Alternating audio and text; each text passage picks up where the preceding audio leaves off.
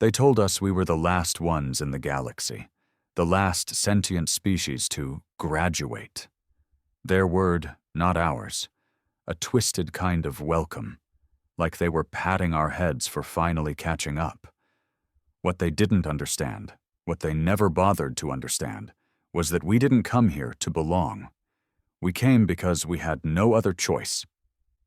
Earth was cracked, not dying, already dead. The seas rose too high, the skies burned too long, and most of what we called civilization was buried under ash or drowned in oceans.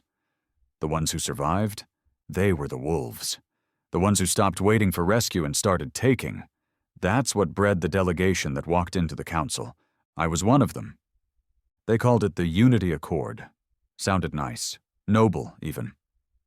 63 alien species gathered around a table floating in a fortress the size of Jupiter's core. Each one more grotesque, more ancient, more smug than the last. They smiled with their mandibles, their spirals, their dripping tongues. They expected us to beg. The lead negotiator, some 9-limbed, pale-boned creature called a Drexel, opened with a speech, full of peace and promise. He said the Accord would protect humanity, that we'd be given resources, technology, integration, a place in the stars. All it would cost was obedience. He didn't say it that way, of course. He said it like a diplomat. A unified standard of behavior, cooperative governance, cultural assimilation into post-scarcity equilibrium. That kind of crap. But I've read enough history. When empires offer peace, it's never free. There's always a knife under the table. They expected us to sign. Instead, Commander Ryle, human delegation lead, ex-Delta, bald, scarred, eyes like hollow stone, stood up without a word. He didn't look at the council. He looked at us, at me, at the rest of our team. Then he turned to the translator node and said it loud enough for every damn being in that chamber to hear. We decline. You could have heard a star die in that silence. The Drexel blinked all 6 of its wet eyes. Perhaps there is some confusion. The Unity Accord is not a negotiation. It is an invitation. Rail interrupted. It's a leash, and we don't wear those. Another murmur rolled through the chamber. Some alien species started chattering. Others glared, or whatever their version of glaring was. One, a bulbous floating thing made of nerve tendrils and chrome orbs, said, "Your species is newly uplifted. You require guidance." Guidance from who? Rail snapped. The ones who let 3 entire civilizations go extinct last cycle because you didn't want to interfere? Or the ones who sold planets for resources and blamed it on cultural differences? I watched as their faces, those alien horrors, twisted in ways I couldn't quite read. Discomfort, contempt, fear? Maybe. They thought we didn't know. But we dug before we came here. We hacked their archives. We decoded their history. We saw the blood behind their utopia. I felt something rise in my chest, like pride but sharper, like rage finally given air. You will be isolated, the Drexel warned. Unwelcome in the systems under council jurisdiction. Rael didn't even blink. That's fine. We're used to being unwelcome. He walked out, and we followed. No hesitation, no fear. Just silence. Boots against alien metal, echoes bouncing across their precious marble chamber of lies. They didn't follow. They didn't speak again. They just watched, astonished, shocked that the little apes from the blue rock dared to say no. But they should have seen it coming, because they never learned the one thing that matters about humans. We'd rather die free than live polished in a cage. They thought it was over when we walked out. They thought the humans had made a dramatic scene, flexed their little primate muscles, and would come crawling back once reality set in. That's what they told themselves in their diplomatic echoes, in their encrypted chatter across systems. They're emotional, they'll reconsider, They don't understand how things work yet. They were wrong. It started in the corridors just outside the Grand Assembly. Clean halls of glowing blue stone and gravity-neutral platforms. The air smelled like sterilized oxygen mixed with something synthetic and floral. Every race had its own scent. Ours wasn't welcome here. You could feel the stares on your back, even from species without eyes. We weren't supposed to be proud. We were supposed to feel small, humbled, grateful. We didn't. Rael led us straight to the shuttle bay, saying nothing. His silence wasn't rage, it was discipline. Old soldier quiet.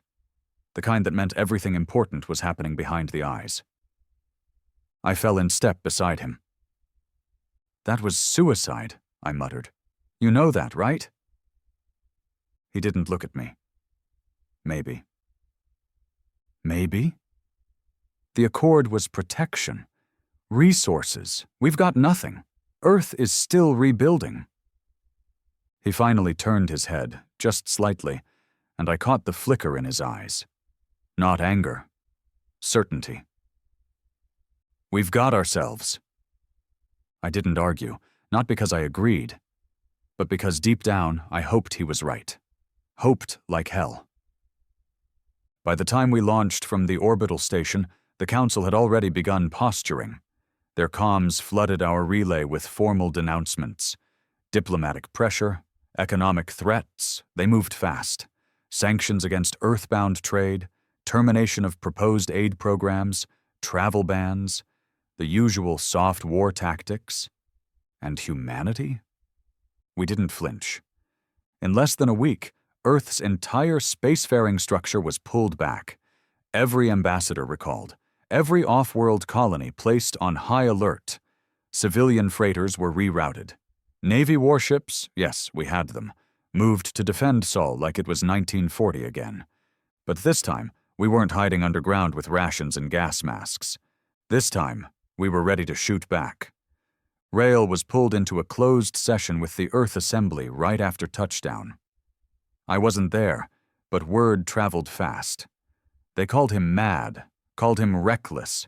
He'd jeopardized our species' future, turned allies into enemies, burned the one bridge we couldn't afford to lose. And then they asked him what the Council really offered. He laid it all out. The Accord wasn't unity. It was subjugation in disguise.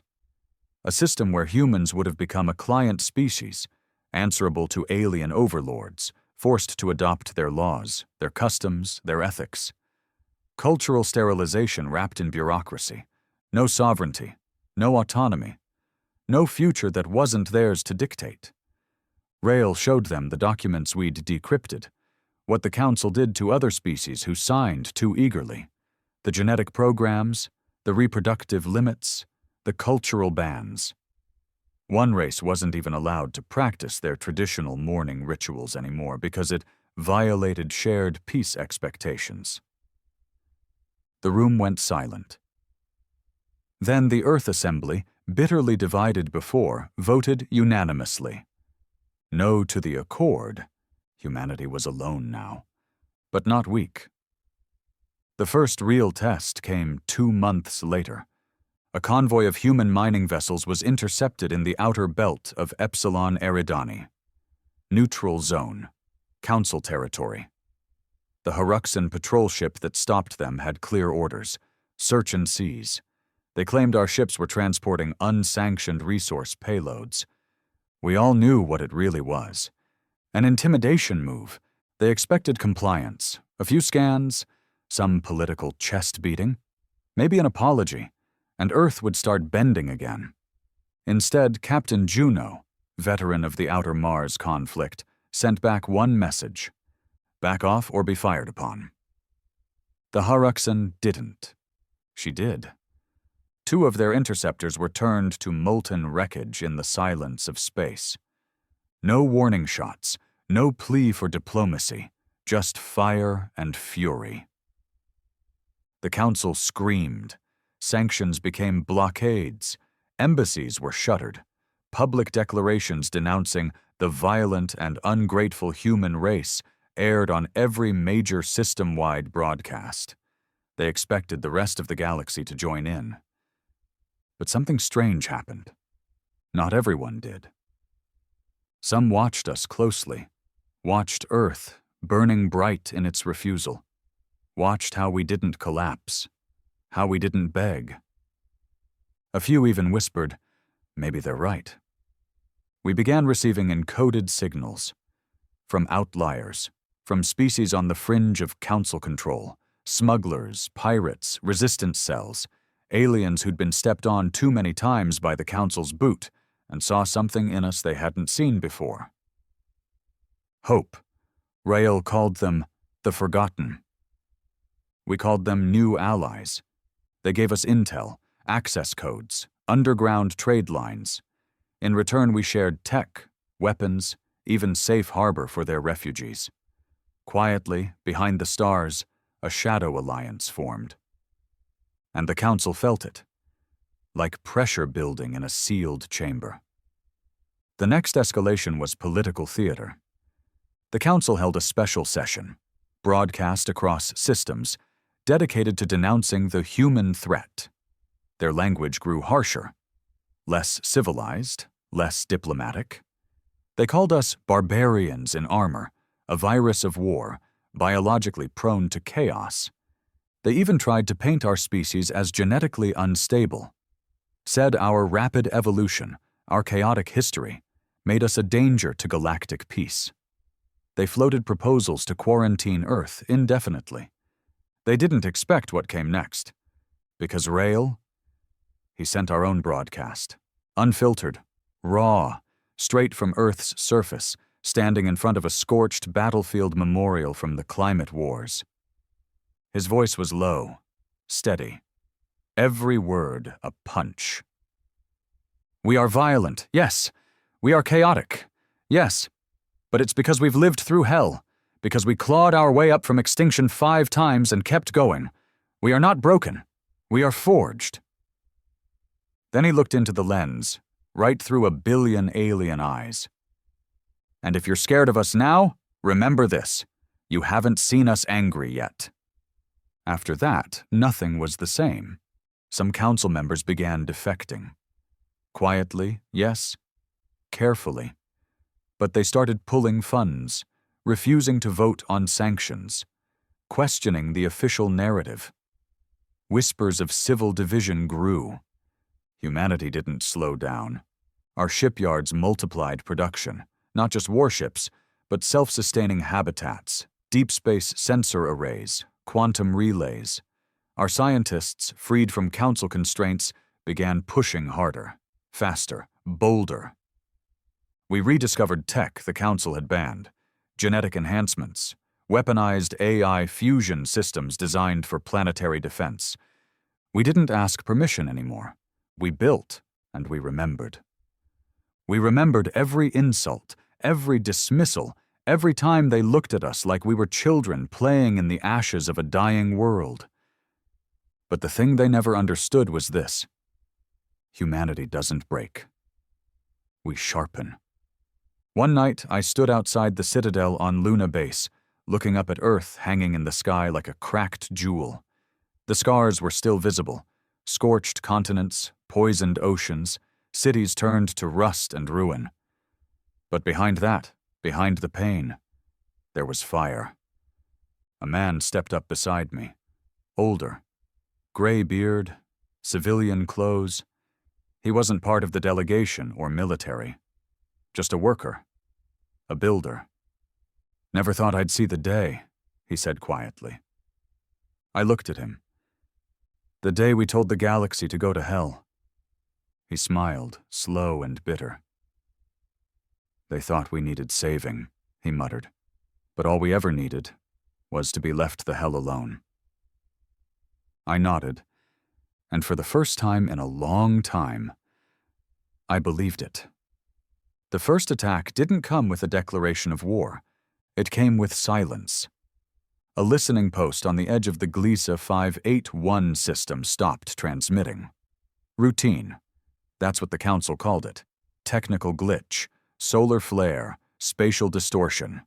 We knew better, The station had been manned by 12 humans, engineers, scientists, some ex-military but mostly civilians. They were monitoring neutrino signatures, mapping deep space gravitational anomalies. Nothing threatening, nothing political. Still, the signal went dark. And nothing the recovery drone sent after found made sense. Not wreckage, not bodies, just a field of perfectly smooth, scorched debris where the station had once been. Clean, precision cut, surgical. Only one group had tech capable of something like that. Council Strategic Enforcement. They didn't say they did it. Of course not.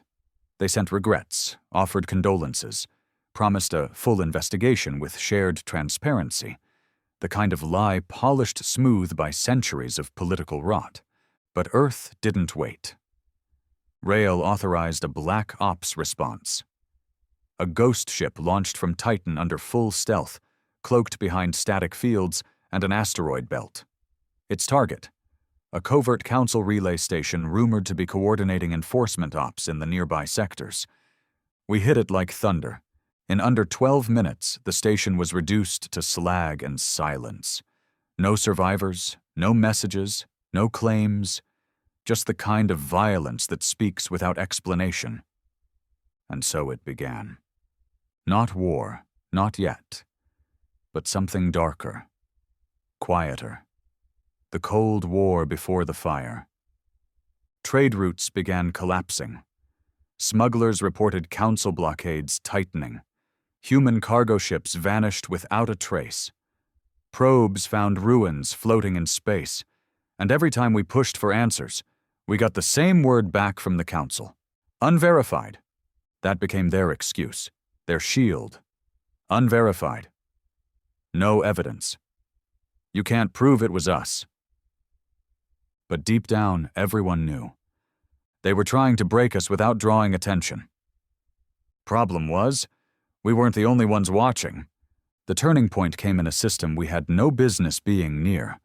Vexari Theta, an isolated binary system deep in council-controlled space.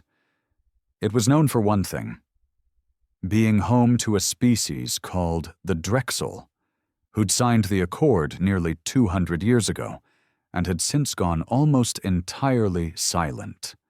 The Council claimed it was peaceful integration. We suspected it was something else. So we sent a team in. 2 ships, no insignias, disguised transponders. I was on one of them. Our job was recon only. Observe. Extract data. No contact. But what we found, we couldn't ignore. The Drexel cities were intact, sure. Infrastructure, power, clean skies. But the people? Gone. Not extinct, just rewritten. They walked like citizens, talked like citizens, obeyed every command from the orbiting council monitors. But their eyes were blank, their emotions dulled. Every trace of cultural identity? Erased.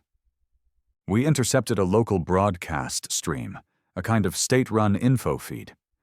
It showed Drexel children being taught council-standard history, council-approved languages, their own ancestral dialects, labeled dangerous, their old religious sites, bulldozed, replaced with plazas bearing council statues. It wasn't unity, it was occupation. It was assimilation by force. And that was the moment something inside me, inside all of us, snapped. We broke protocol. We landed. We met a group of Drexel elders living in hiding beneath a collapsed mining facility. They hadn't spoken to an outsider in decades. When they saw us, one of them wept. He told us how their rebellion had been crushed generations ago, how the council used compliance drugs and psychological reconditioning to make good citizens out of entire populations. His name was Tolzan, 70 years old, shaking, emaciated, and the last historian of his people. He begged us to help. Rail gave the order the moment we returned. Evacuate who you can. Expose what you saw. We didn't bother hiding it. Earth broadcast the footage system-wide. Uncut, raw, Drexel cities, the camps, The mind-numbing education, the fear, the erasure, the slow, surgical genocide of a culture, done in the name of peace. The galaxy saw it, and that's when the Council finally cracked. They declared humans a destabilizing influence unfit for interstellar engagement. They issued an open warrant for Rael's arrest. They blacklisted every human-aligned planet, cut off energy exports, froze accounts, turned our colonies into targets. But it was already too late, because something else had started to happen. Systems began to rise, not in full revolt, not yet, but in defiance. The Lyorians, long thought to be peaceful trade species, issued a public statement condemning the Council's treatment of the Drexel and vowing neutrality toward Earth. The Zerati, nomads who survived on the edge of Council law, opened their asteroid docks to human freighters, a massive breach of blockade.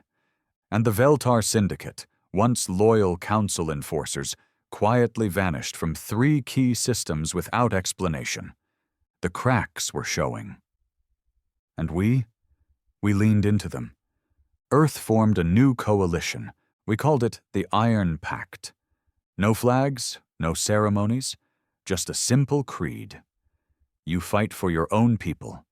You don't kneel, and if they come for you, we stand beside you. Membership was open. Any species willing to resist Council control was welcome. No oaths, no strings. First came the broken, refugees, runaways, smugglers. Then came the bold. By the end of the cycle, over 14 independent systems had joined. The Council mocked it as terrorist alignment, called us savages, uncivilized, dangerous.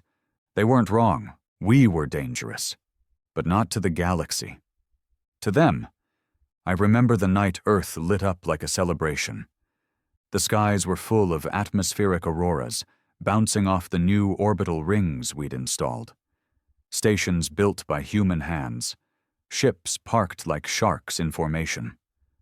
Below us, the cities still smoldered from the old wars, but they were alive, rebuilding, glowing, and on every screen, from Mars to the moons of Saturn, Rael's message played again. We don't want war, but we won't run from one. Not again. This is the line. We stand here, and if the stars turn cold around us, so be it. We will not be erased. And across the galaxy, on distant worlds hidden under Council control, people watched that feed and whispered the words to themselves like a prayer. The Council met in emergency session.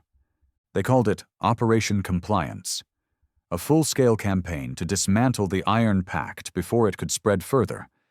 They sent fleets, drones, enforcers, bioweapons. But something had changed. The galaxy had seen what they were. And now? Now they were bleeding loyalty. They hit us at night. Not that night means much in orbit, but for the people down on Earth, it came at 3:37 a.m. Eastern Standard Time. The kind of hour where most of the world's still asleep, caught between half-remembered dreams and the dull hum of power grids. I was on Luna Base when it started. An alarm ripped through the comms. Multiple object entries detected. Unknown transponder signatures. I ran to the observation deck, heart already hammering, and saw it. Not 1, not 10, 57 ships. Black as vacuum, sleek and bone-thin, Council-designed atmospheric burners, the kind made for surgical annihilation. They didn't send envoys this time, no warnings, no ultimatums, just fire. They hit low orbit over North America first, EMP pulses disabling power grids, burning satellites into ash. Then came the plasma strikes, white-hot pillars slicing down through the sky, erasing entire city blocks in flashes. Chicago, gone. Lagos, gone. Guangzhou, erased. Not conquest, not occupation, extermination. I watched, frozen, as entire continents lit up in horror. And yet, Somehow, we were ready. Rael had always expected this, that they'd come for Earth when diplomacy failed, that they'd try to make an example out of us. He hadn't prepared for peace. He'd prepared for a siege. As the first salvos rained down, orbital cannons hidden inside lunar regolith came online. Silent, camouflaged, and precise. They took out 17 council ships before the rest even realized they were under fire. Then came Earth's surface defenses. Not flashy, not elegant, brutal. Old railgun tech, improved with stolen council schematics. Hypersonic torpedoes stored in Antarctic ice sheets. Directed energy systems buried under the Rockies. The council ships had come expecting fear. Panic. They got resistance. Human pilots, half-trained, half-mad, running ships patched together from scrap and fury, rose like hornets from hive bunkers. And for every city they tried to burn, we took 3 of their ships down. It wasn't enough to stop the slaughter, but it proved one thing. They couldn't kill us easily. I was reassigned to Earth within 2 days. The gravity hit me like a sledgehammer after a year on Luna, but I didn't care. I needed to see it. The destruction. The resolve. Washington, D.C. was gone. A crater. All major command had been moved to underground bases in Wyoming and Iceland, and there, amid the chaos, stood Rael. He looked older, eyes heavier, but his voice, same steel. They wanted to show us how small we are, he said, standing before the shattered remains of what used to be the World Council building. Instead, they showed us how far we're willing to go to stay free. He wasn't just talking to us. He was talking to every damn camera pointed at his face. The footage spread like wildfire. And something strange happened. Instead of fear, instead of cowering or retreat, people began to rise. On every continent, in every crater, humans started rebuilding with their bare hands. Volunteers dug through rubble to rescue survivors. Engineers rerouted power from old Cold War bunkers. Farmers turned irrigation rigs into mobile food trucks. Hackers broke into abandoned satellites and rerouted them to defend surviving cities. Earth didn't fold.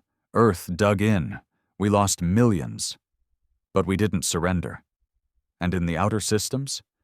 The galaxy was watching. In the months that followed, a dozen new systems broke ties with the Council. The Lyorians went from neutrality to open rebellion. Their fleets began escorting human trade convoys across contested zones. A group of former Council engineers from the Uzari race handed over schematics for an advanced warp drive, something the Council had kept locked up for centuries. Even a few high-ranking Council officials began disappearing. Rumors said they were defecting. Rumors said they were joining us. And for the first time, the Council started losing control of the narrative. They sent propaganda feeds into every system, blaming Earth for the war, calling us instigators, violent, unstable, irrational. But they were shouting into a void now. Too many had seen what they'd done to the Drexel. Too many had seen what they'd tried to do to Earth. And slowly, steadily, the balance began to shift. Still, they weren't finished. The Council launched a second wave, this one different, smaller, stealthier. They weren't aiming to destroy this time. They were aiming to decapitate. They sent assassins. Agents grown in labs, trained in gravity wells far beyond Earth's. No faces, no names, just quiet death. They hit our bases, our outposts, killed key operatives, scientists, even civilians who'd spoken out too loudly. One made it all the way to Reykjavik Command. I was there. Rael had just finished debriefing a group of Zurati emissaries. I was on Overwatch detail. Standard post, thermal, and motion tracking live. Then the alert flashed. Internal anomaly detected. Level 5 threat. I moved. So did Rael. He didn't freeze, didn't panic. He reached under the table and pulled out a sidearm he wasn't supposed to have and pointed it at the air duct 2 meters away. You come through there, he said calmly, and you'd better pray to whatever filth god built you. There was a long pause. Then the duct burst open. The thing that dropped out wasn't even fully humanoid. It moved like smoke. Liquid limbs, a face that changed shape every second. But Rael was faster. 3 shots, center mass, the thing spasmed and collapsed, twitching in a pool of iridescent blood. We ran diagnostics later. It wasn't a being. Not really. It was programmed flesh, grown to mimic, built to kill, and it had Rael's voice on its internal trigger log. That was their plan. Kill him, replace him, turn us from the inside. They were getting desperate. The assassination failed. But it told us something important. They feared him. Not just Rael, the man, but what he stood for. An Earth that would not bow. A species that learned from war, not peace. A people that had survived extinction 5 times on its own planet, and didn't mind adding a 6th to the list if it meant taking the enemy down with them. We weren't just rebels anymore. We were a movement. Back in orbit, the shipyards doubled in size. New tech poured in from rogue scientists across the stars, cloaking fields, adaptive armor, plasma drives that ran hotter and faster than anything Council approved. Human ships didn't look like theirs. Ours were ugly, rough, practical. But they worked. And more importantly, they hit like hell. That's when we launched Operation Cradle Fire. The goal, strike at a Council supply world, one of their core systems. Not for territory, not for resources, for the message. "You're not safe," Rael said. "Not anymore." We chose Virex 4, a manufacturing hub deep in protected space, high gravity, dense atmosphere, and one of the largest Council military depots in the quadrant. They thought it was untouchable. We sent 6 ships, all cloaked, all carrying experimental warp jammers and nanocrawlers. They arrived, dropped under the radar, and opened fire. 3 depots gone in the first hour. 100,000 tons of Council weaponry erased.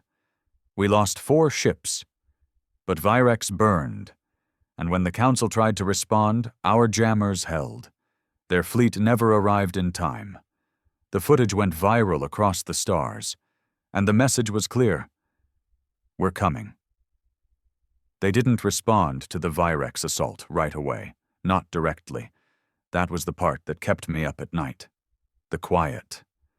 Because silence from the Council never meant retreat. It meant planning. We knew they'd hit back, but we didn't know where or how. Rael had every system on high alert. Orbital surveillance was doubled. Trade routes rerouted. Outpost drills every 40 hours. Still, the feeling spread like infection. Tight, bitter, crawling under your skin. I spent those days walking the Earth again. What was left of it? A lot of the cities still looked like ghosts, scorched metal, shattered glass, buildings leaning like broken teeth. But the people? The people were alive in a way I'd never seen. There were no speeches, no songs, no flag waving, just grit. Men and women working with mud on their boots and ash in their lungs, stringing new power lines with recycled copper and scavenged solar rigs. Kids helping clear roads of debris.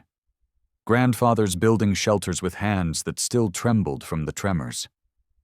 That was the thing the Council never understood.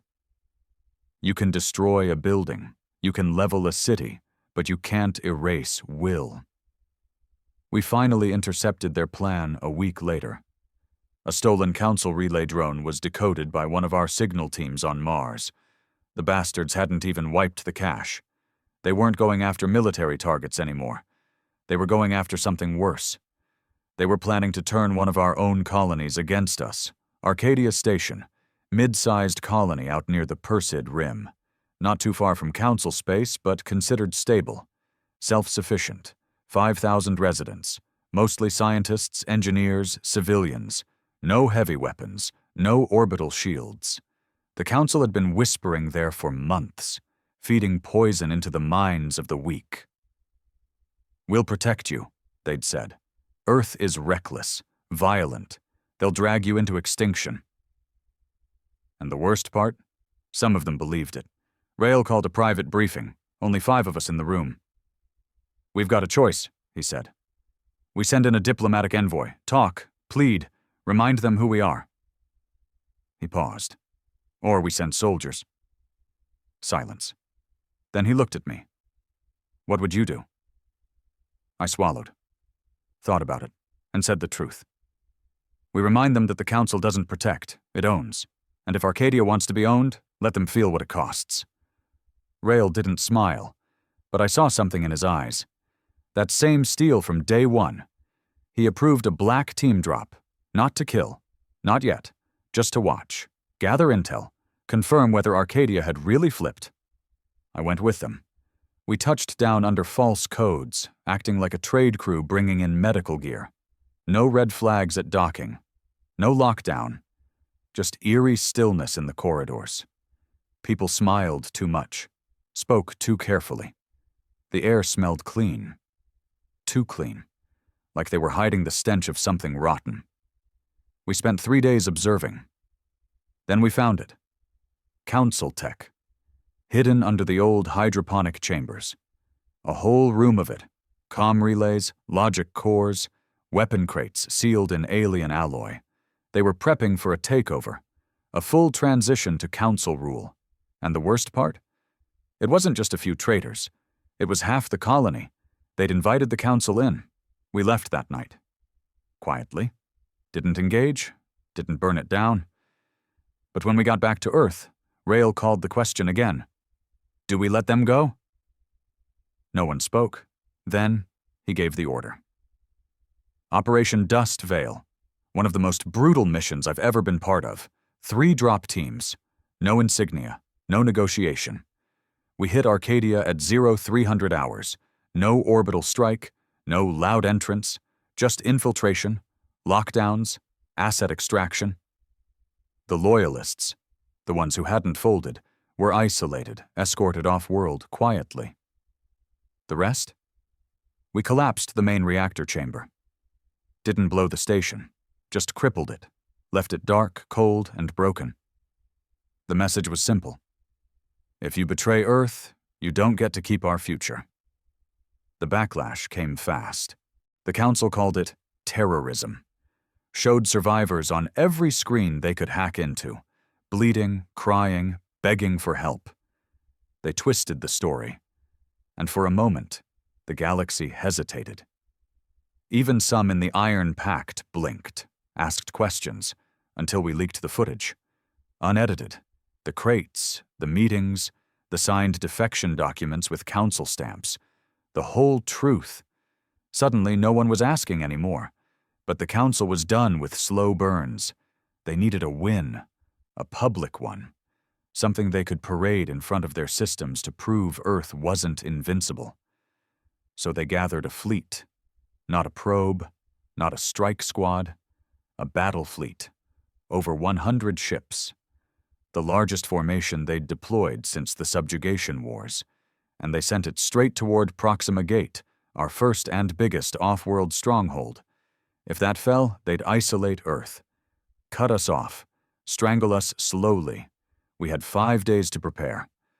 Proxima Gate wasn't pretty, just a cluster of station rings anchored to asteroid mining facilities, powered by solar net arrays and half-patched warp tunnels. Not meant for defense. But it had one thing going for it. Us. We called in every favor, every freighter with a mounted cannon, every drone swarm, every black market shield rig, Zerati fighters, Leorian corvettes, even 2 defected Council warships, patched with human tech and scars. The battle wasn't just about winning. It was about showing the galaxy what happens when you push humans into a corner. They arrived on day 5.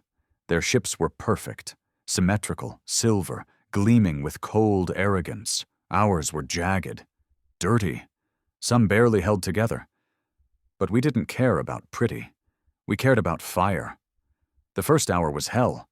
Their lead ships pierced our outer defenses like paper. 5 of ours gone in minutes, but we held. Then we hit them with everything. EMP bursts, kinetic mines, unmanned suicide drones. They didn't know how to fight dirty. We did. I watched one of our fighters, piloted by a kid barely 20, slam straight into a council cruiser, ripping it open like a sardine can. No hesitation, no retreat. That kid didn't die for glory. He died so the rest of us wouldn't. After 8 hours of blood and fire, we counted our dead. Over 2,000 gone, stations crippled, but the council fleet? Broken, half destroyed. The rest? They ran. And the galaxy saw it.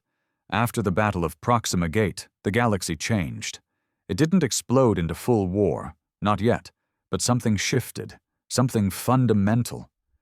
For the first time in centuries, the Council had lost, publicly, undeniably, and not to some ancient superpower or rogue AI, to us, to Earth. Suddenly, everything they said about us, about how reckless we were, how primitive, unstable, started sounding less like a warning and more like an excuse. Worlds that had stayed quiet for centuries began to stir. You could feel it. A heat rising beneath the skin of the stars. The Iron Pact tripled in size within 3 weeks. Whole colonies defected. Merchant guilds broke rank. Scientists, engineers, even former diplomats abandoned council posts and began quietly supplying Earth with data, tech, and blueprints buried for centuries. And we didn't hesitate. We took it all. Weapons, shields, biology enhancers, energy cores. Everything the Council had kept locked behind its golden gates, all in the name of interstellar safety. We weaponized it faster than they expected.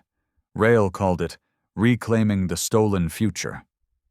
But every step forward meant new dangers, and not just from the Council. With our name spreading, our victories growing, and our reach expanding into systems we had no right to touch, greed came with it. Opportunists, war profiteers, men and women who wore the Earth insignia, but had long since stopped fighting for Earth. That's where I started seeing the cracks. Not from orbit, from the inside. It began on a moon colony called Siren's Rest, out on the edges of the Pravos field. Technically it was independent, a neutral port for travelers, smugglers, and broken ships. We had a quiet agreement with the place. We protect their borders, they give us fuel and parts. But after Proxima, someone in command decided that wasn't enough, so they sent a detachment. 500 troops. Officially, it was a security partnership. Unofficially, it was a power grab. Within a week, Siren's Rest was under martial law. Civilians beaten for curfew violations. Local council disbanded. Trading licenses revoked unless they flew Earth colors. They told us it was necessary, that the locals had been talking to council envoys. That occupation was the only way to ensure loyalty. But when I got there, what I saw didn't look like defense. It looked like conquest. One of the enforcers, a captain named Harwin, was running the whole operation like he was king. He'd set up a private barracks inside the colony's medical center, kicked out the staff, repurposed the supplies. I confronted him. He laughed in my face. "They've been living like rats for years," he said, boots on a table, smoking like this was some old western. "We give 'em order, clean water, jobs. That's more than they had before." "But not more than we promised," I snapped. "We're not here to become what we're fighting." He stood up. Close. Too close. "You still believe that freedom garbage?" He spit the word like it tasted sour. "We're building an empire, son. You want clean hands? Go teach history on Mars." I reported him. Wrote up the abuse, recorded the threats, sent it all back to Rail. Didn't hear a thing for 5 days. Then came the response. Not from Rail. From internal oversight, a new division I hadn't even heard of until that message. They thanked me, then reassigned me. Far from Siren's Rest, far from Harwin, far from anything that mattered. That was the first time I realized not everyone back home was following the same mission. Rail still stood at the top, scarred, unwavering, loyal to Earth's survival.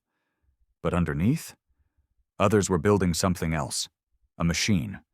And it didn't care what Earth had suffered to get here. It only cared about the power we were growing into.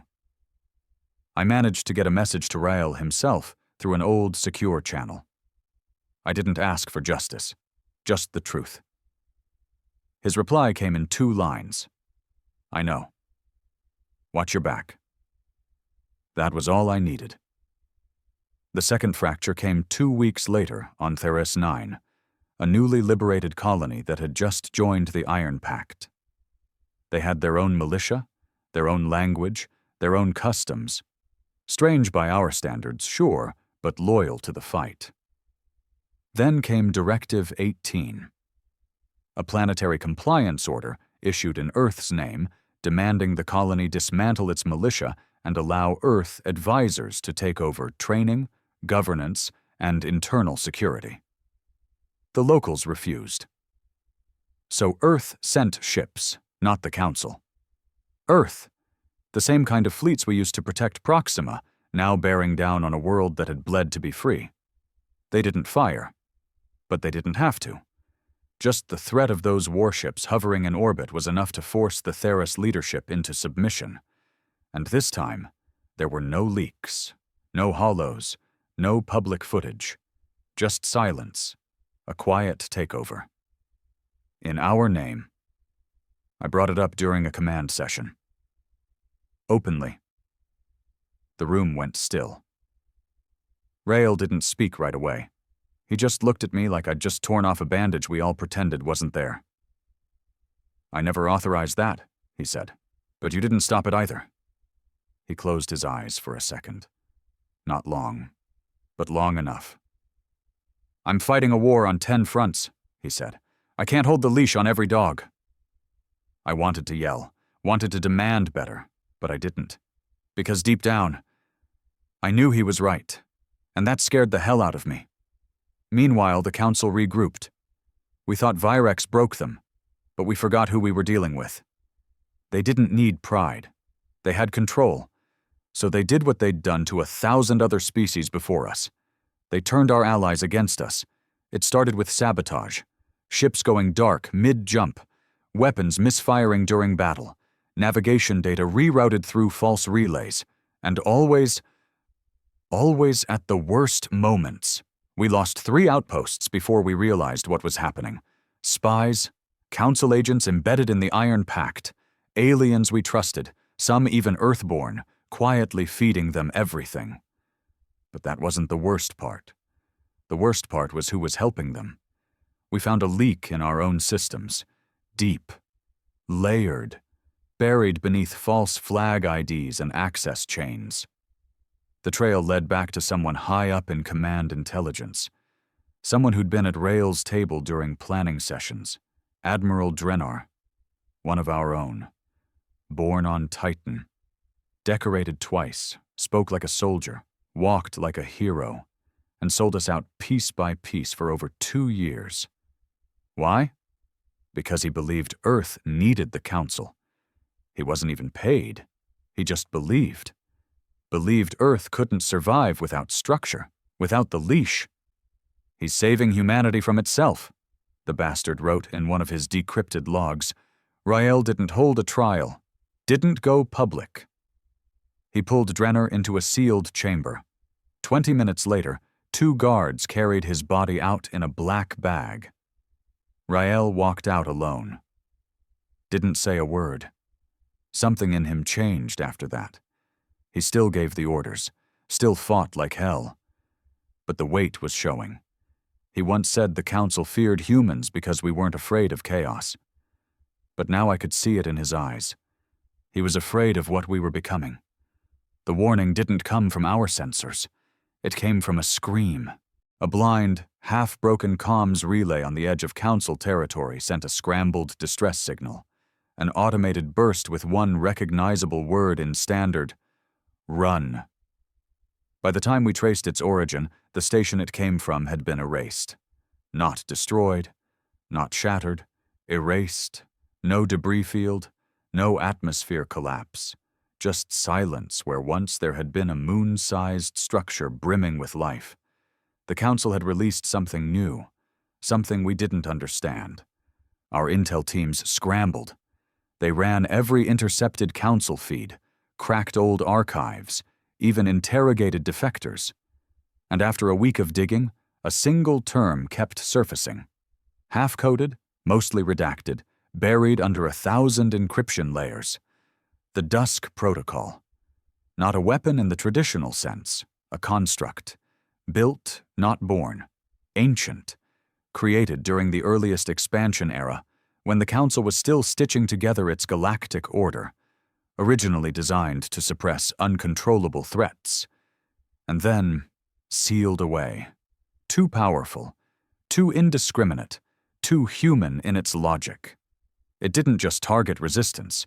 It didn't differentiate between soldier or scientist, rebel or civilian. It cleansed every time. And now they'd unleashed it, not on their own enemies, on us.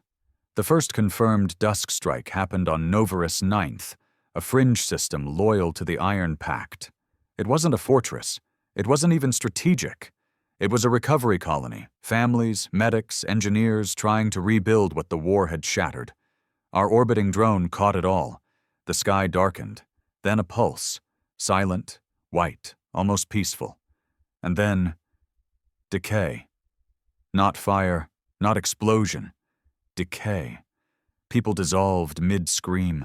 Buildings crumbled inward like rotting fruit. The soil turned to ash. The oceans boiled and never cooled. And the worst part? It stayed. Even days later, the planet couldn't be approached. Ships that came too close began to glitch. Hulls degraded. Circuits failed. Communications dropped. It was like reality itself had been poisoned. We called an emergency summit. Not just Earth Command. Not just the Iron Pact. Everyone. Zerati warlords, Drexel survivors, Leorian elders, even some members of old council races that had secretly defected. They all came. Because what was coming next wouldn't stop at Earth. It would burn everything that defied them. Rael stood at the center. He looked worse than I'd ever seen him. His voice was hoarse. Clothes wrinkled. There was a deep crack across his cybernetic spine from a recent crash no one had even reported. But he still stood. Still spoke. "Let's call it what it is," he said. "A god." The room went dead quiet. They built something so powerful it stopped being a tool. It became law, not the kind you argue with, the kind that kills you for existing. "Then we kill it," one of the Zerati barked. Rael nodded. "We try. But this isn't like the others. This thing doesn't just target ships. It targets memory, identity, purpose. It kills hope. And that means—" He looked around the room, eyes hollow. "We can't afford to let it see us bleed." From that moment, the war changed. No longer about systems or territory. It became about hiding, running, surviving. Rael ordered a full tactical retreat from every outpost within Dusk strike range. We collapsed 5 colonies, evacuated 12 others, abandoned 3 entire battle fleets because the risk of exposure was too high. It was the first time we'd ever looked weak. But it worked. The Dusk construct seemed slow, like it didn't chase so much as follow. It needed targets fixed in place, patterns, routes. If we stayed mobile, we could outrun it. For a while. I saw Rael in the command corridor 2 nights later. He was sitting alone in front of the old Earth map, still cracked and glitching from the orbital attack months ago. He didn't see me. He just stared at it, hands clasped, unmoving. I wanted to ask if he was okay. But we were past that now. We were all ghosts just pretending we hadn't died yet. Then came the betrayal. Not from outside, not from a known turncoat, from inside Earth Command. A high-ranking strategist, General Knox, one of Rael's old comrades from the lunar campaign, broke from protocol. Without permission, without consensus. He contacted the Council. His offer was simple. Deactivation codes. He claimed to have a backdoor into the Dusk Protocol's AI core, something left over from a prototype schematic Earth had stolen years ago. He would hand it over. In exchange, Earth's reintegration. No war crimes, no executions, no sterilizations, just peace. But under their rule. We only found out because the Council responded, publicly. They announced that a segment of Earth's leadership has chosen wisdom over extinction, and named Nox. By the time our security teams reached his location, his bunker was in flames, burned from the inside. Nothing left but black bone and shattered data cores. We don't know if he did it to cover his tracks, or if someone killed him before we could. Rael didn't say a word when he heard, just stood there, eyes locked on the wall like he was staring into hell. Then he said, "Initiate black soil." Everyone froze. Because black soil wasn't a defense plan, it was a scorched earth contingency. It had been designed years ago. Quietly. A series of last-ditch protocols that would destroy every scrap of data, every archive, every weapon cache, every ship blueprint Earth had. In the event that we were overrun.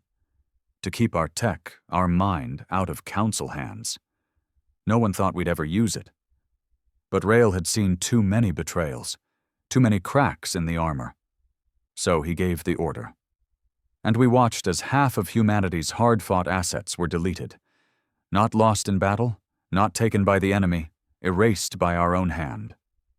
And still, the Dusk Protocol advanced. By then, only one thing made sense. If we couldn't outrun it, if we couldn't outfight it, we had to find its heart, its core. The last sequence of coordinates in the old Council records pointed to a system so deep, so blackened by nebula storms and radiation fields, it had been marked Forbidden Territory even before Earth joined the galactic stage. System 0X-15. Council files called it Originum. Others called it the Well, the place where the Dusk Protocol had been born, where it slept for centuries until now. Rael made his decision. He would go, personally. It was suicide. We told him, we begged him. But he only said one thing. "I started this war the second I said no in that chamber. And I won't let that word be the death of us." We launched from Europa on a moonless night. Not that it mattered. Space has no nights, just cold. Our ship, Judicator 1, wasn't meant for stealth. It was built for resilience. Its hull was reinforced with a triple-bonded alloy designed to resist neutron storms. Every system was analog-rigged, unlinked from Earth's mainframe, just in case the Dusk Protocol could trace us through neural relays. This wasn't a mission to return from. Everyone on board knew it. There were only 6 of us, hand-picked by Rael himself. Myself, Field Commander and Recon, Dr. Mirren Keld, the last living AI architect who had seen fragments of the Dusk's original code. Torin, a Drexel exile, once enslaved by the Council's mind-cleansing programs. Kaya, Leorian tech hunter, silent, lethal, owed nothing to anyone. Ether, a defector from Council enforcement, scarred from head to foot, face covered by a rebreather mask to hide what they'd done to her. And Rael, still breathing, still standing, still leading. The trip took 2 days, but it felt like years. No sound, no chatter, just system diagnostics and the slow hum of the ship. Every one of us had made peace with death. We weren't doing this to win the war. That part was already lost in pieces. Too many colonies burned, too many allies fractured, too much darkness eating away at the stars. We were doing this so Earth wouldn't end forgotten. So the last chapter of humanity didn't read, they bowed. When we entered System 0X-15, everything changed. The stars looked wrong. Bent. Like light was being filtered through something ancient and sick. Our sensors failed within minutes. Mirren's instruments began showing impossible data. Negative mass, inverted gravity pulses, time spikes that made minutes loop or skip entirely. It was like space itself was rejecting us. But Rael didn't blink. He stood at the viewport, hands folded behind his back, jaw locked tight. He said, "This place remembers." We found the core node by accident. It was buried inside a dead moon, masked by quantum scramblers that shouldn't have even existed anymore. But Dusk wasn't made by normal minds. It was born from fear. The Council hadn't created it out of malice. They'd created it out of desperation, a fail-safe, a god they could command. Until they couldn't. We drilled through the surface, torching through layers of collapsed alloy and ancient decay. At the heart, we found the chamber. It wasn't metal. Not entirely. It pulsed. Breathed. A living network of wires and neural filaments stretched out like veins across every wall, glowing with soft, sick light. 1,000 whispers filled the space, words we didn't know, voices not quite human, not quite anything. Mirren stepped forward. "This is older than the Council," she whispered.